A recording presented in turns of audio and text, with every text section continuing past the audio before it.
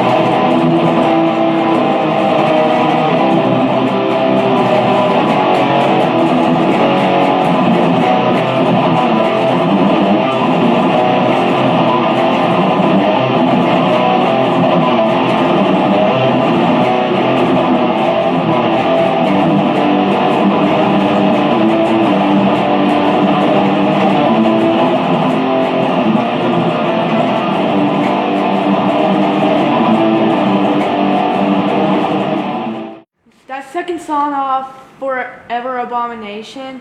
Okay, that one is very difficult. You want to play the first part? Can we just play the beginning? Let's play the first part of the Just song. get the solo's hard better drum. Yeah, Yeah. just do the first part if you want. We had a guy who interviewed us, and he's like, you know, it was like every answer we got right, he would give us a beer. And if we got all 12 right, then we got the 12 pack. And he was like, how many songs are on Forever Abomination? We were both like, oh no, I have no idea. Yeah. Because usually it's 12, but that particular one wasn't. Yeah. He knows how to do positive reinforcement though. Yes, with he does. the beer interview. Yeah.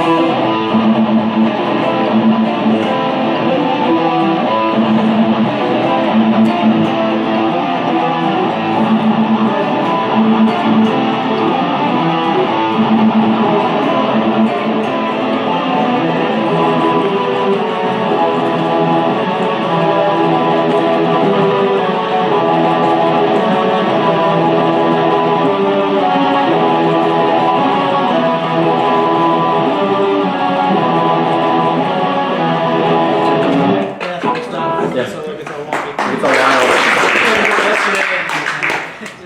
Any other questions anyone has, or about beards, or being in a band, or touring, or Yeah. the industry, poutine? Yeah. The days of authority. Yeah, obviously. You're so quiet. Don't tell me that Edmonton's better than Calgary. How is the tour going? It's going great. We've been in Canada since the 29th. Hit such hot spots as Thunder Bay, and it's really awesome driving across Canada. We've missed basically all the snow so far, so fingers crossed that tomorrow on the way to Vancouver doesn't turn to our last. Good luck with that. Yeah. Yeah. To our last thing, but Canada has always been an amazing place for us. Like just really into it. You know, a lot more metalheads it seems like the population, but it's still like. Yeah, it's I awesome. love to play Canada twice a year. Oh yeah. We always get excited for a Canadian tour. Yes. That's something we always look forward to. So it's awesome to be up here and tour with Black Dahlia is great. They're good friends of ours. We realized the other day we played more shows with them than any other band, I think. Yeah, we played more shows with Black Dahlia than we played with us. Somehow. I think so. Like when you are out on tour, do you like get to choose, or do you know like roughly what the ratios between all ages shows, and do you have a preference on playing? Because Yeah, we try to do everything all ages. On a tour like this, it's not booked by our booking agent, it's booked by the headlining band, so Black Dahlia's agent. And they try to do the same thing though, as much as possible, do all ages, but sometimes it just doesn't work out, whether there's not a venue that's the right size or the right fit that will host an all ages show. I mean, I guess it could even be like a provincial thing where the bar won't make alcohol sales if it's all ages because they can't technically sell beer if there's kids there. It happens a lot in the States too. There's even like I think it's in Arizona, they'll put up a big fence down the middle of the crowd, so this side will be little kids. This side will be drinking. Like last night was, I think it was an all-ages show, and it was a completely alcohol-free venue. And I don't know if that had anything to do with, like turnout and stuff like that, but it was great. Who are your guys' inspirations? When I first started playing guitar, I was probably 13. Metallica, how they just come out with the Black Album. But my brother, our singer, he's 41. And so I got to play a lot earlier. So I learned a lot of stuff from like Metallica songbooks. I watched with Pantera as I got older. I got into more like black metal stuff like Immortal. Never had like just one guy who's been like, that's the man who did it, but the ones, yes, they were the biggest ones for sure. Yeah, I like a lot of the classic like duo guitar players like Tipton and Downing or Sherman and Denner from Merciful Fate. Those are two of my favorites as well. Scotty's more rock and roll roots, I think, than I do. Yeah, definitely. Yeah, I grew up listening to rock and roll almost before metal, like old Alice Cooper and MC5 and the Stooges and stuff like that. Before I started listening to like Megadeth, Metallica, and the kind of the obvious stuff that you're exposed to first if you live in the middle of nowhere, like I did. In a cornfield. And basically in the cornfield, yeah. And I lived in a cornfield just a little bit further south than you. The cornhole. Yeah. Do you have any advice for picking speed? That technique? For a lot of my chops came from, like I said, like learning a lot of the old Metallica stuff. One thing you can do is just have a metronome. Start out, and then once you get solid, bump it up 3 or 5 BPMs until you can just.